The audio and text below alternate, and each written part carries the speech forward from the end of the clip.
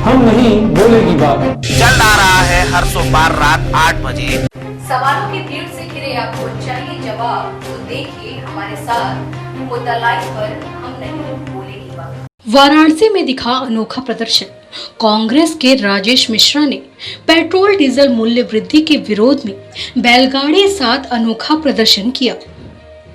आज वाराणसी में पेट्रोल और डीजल मूल्य वृद्धि के विरोध में कांग्रेस सहित जनता भी सड़कों पर उतर आई। आज कचहरी पर कांग्रेस ने बैलगाड़ी से खींच गाड़ियों को अनोखा प्रदर्शन किया। कांग्रेस के राजेश मिश्रा का कहना था, जिस तरीके से एक हफ्ते में पेट्रोल और डीजल का रेट बढ़ गया है, वहीं डीजल और पेट्रोल का रेट बराबर हो गया है। इस पर हम मोदी सरकार की कड़ी निंदा करते हैं और उन्हें बताना चाहते हैं कि इस कोरोना जैसी महामारी में वो असफल लॉकडाउन में जनता किस तरीके से परेशानियों को झेल रही है।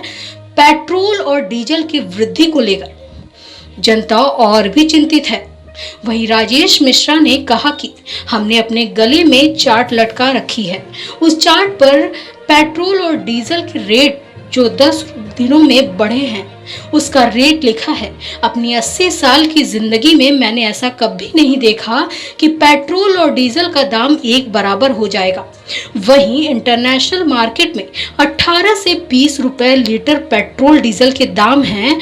वहीं मोदी सरकार अपने खजाने भर रही है। कैसा मतलब आप लोग जो विरोध कर रहे हैं, क्या है? देखिए, एक चार्ट मेरे गले में है। प्रतिदिन डीजल और पेट्रोल का कितना दाम बढ़ा है वो स्पष्ट है। इंटरनेशनल मार्केट में आज की तारीख में 18 से 20 रुपये डीजल और पेट्रोल का दाम है और मोदी सरकार इसे 80 तक पहुंचा दी है। पहली बार 70 सालों में डीजल और पेट्रोल का दाम बराबर हो गया है।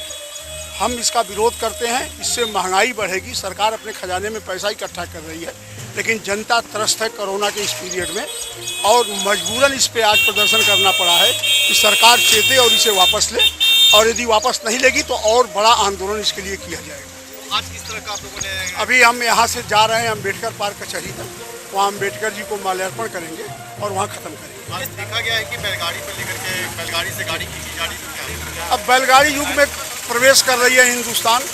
अब गाड़ियाँ तो सिर्फ कहने को रहेंगी, जब डीजल पेट्रोल कोई ले ही नहीं पाएगा तो बैलगाड़ी युग में हम आ रहे हैं। 70 साल पहले वाला युग फिर हिंदुस्तान में आ रहा है और इसीलिए बैलगाड़ी का हम लोगों ने इस्तेमाल किया है कि डीजल और पेट्रोल नहीं है तो अपनी गाड़ियों को उसी से खींचें, इसलिए ऐसा कर रहे हैं। और हमें लगता है कि सरकार पूरे इंटरनेशनल मार्केट में डीजल और पेट्रोल का दाम इतना नहीं है जितना हिंदुस्तान में आज की तारीख में है। और बात की जाए लॉकडाउन के समय तो दाम नहीं बढ़ा था, अब लॉकडाउन खत्म होते ही तेलों का दाम क्यों? देखिए, ऐसा है कि लॉकडाउन के समय में पेट्रोल डीजल की बिक्री ही नहीं थी। पेट्रोल पंप खाली पड़े थे और जब से अनलॉकडाउन फर्स्ट शुरू हुआ है तब से धीमे धीमे डीजल और पेट्रोल की रफ्तार बढ़ी है। थोड़ी थोड़ी गाड़ियां चलने लगी हैं और अब तेज़ी पकड़ा है। और जैसे ही तेज़ी पकड़ा है डीजल पेट्रोल का दाम आसमान छूने लगा है। यदि इंटरनेशनल मार्केट में दाम ज़्यादा रहता तो आप बढ़ाते, यदि वहाँ का जो क्रूड ऑयल है उसका दाम ज़्यादा रहता तो आप बढ़ा देते, बात समझ में आती। लेकिन वहाँ तो दाम प्रतिदिन घट रहा है और वहाँ घट रहा है और हिंदुस्तान में प्रतिदिन बढ़ रहा है और इतना बढ़ गया है कि डीजल और पेट्रोल का भाव एक हो गया, दोनों में कोई अंतर नहीं रहा। तो इससे महंगाई बढ़ेगी, हर चीज़ों पे महंगाई बढ़ जाएगी और जनता अपने आप में परेशान है। कोरोना के काल में महंगाई से परेशान है, बेरोजगारी से परेशान है, मंदी से परेशान है और ये महंगाई सरकार जानबूझ के बढ़ा रही है अपने खजाने में पैसा इकट्ठा करने के लिए। नेताजी, बात की जाए तो क्या बहस का आने से क्या बीजेपी सरकार क्या? देखिए, ऐसा है कि लोकतंत्र में जब जनता सड़क पे आ जाती है तो बड़े बड़े लोग झुकते हुए देखा गया है। इसी जो है लॉकडाउन पीरियड में आपने देखा कि 2 लॉकडाउन जब हुआ, जनता अपने घरों में कैद थी, मजदूर और श्रमिक प्रवासी अपने घरों में कैद थे। लेकिन 2 लॉकडाउन के बाद जब भूख और उनका पेट जब सामने आ गया तो लॉकडाउन तोड़ के सारे लोग सड़क पे निकल गए। 1500 किलोमीटर लोग पैदल चले हैं, बैलगाड़ी से चले हैं, टेम्पो से चले हैं, साइकिल से चले हैं, रिक्शा से चले हैं। तो आपने देखा जब जनता सड़क पे आ जाती है तो सब सारे नियम कानून ध्वस्त हो जाते हैं और ये सरकार ज़बरदस्ती कर रही है, तानाशाही कर रही है कि अब विपक्ष की बात को सुनना नहीं चाह रही है। लेकिन आप जनता की बात तो सुनना पड़ेगा।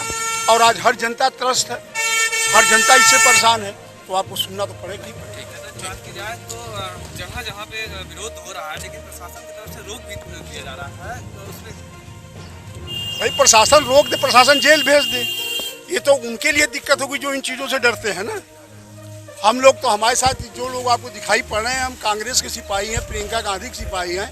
हम लोगों ने छात्र राजनीति किया है, बहुत बार जेल गए हैं, और जेल गए हैं तो 20-20 दिन 1 महीना रहे हैं। कोई ऐसा नहीं कि कोई किसी के मर्जी से हम छूटे हैं, तो उससे कोई फर्क नहीं पड़ता हमसे। सबसे ही धारा 144 लगा हुआ है, और 144 में अगर बात की जाए तो उसमें जो है कांग्रेस झंडा प्रदर्शन करे, तो इसमें भाई 144 तो सबके लिए लगा है। बीजेपी वाले तो मोदी जी का पत्र घर घर बांट रहे हैं 100-100 लोगों को लेके। वो कौन सा 144 है?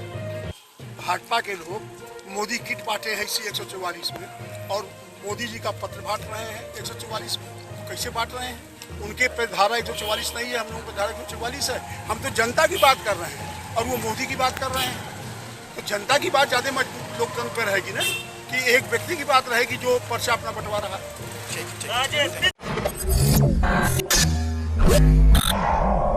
हम नहीं बोलेगी बात। जल्द आ रहा है हर सोमवार रात 8 बजे। सवालों की भीड़ से घिरे आपको चाहिए जवाब, तो देखिए हमारे साथ मुद्दा लाइव पर हम नहीं बोलेंगे।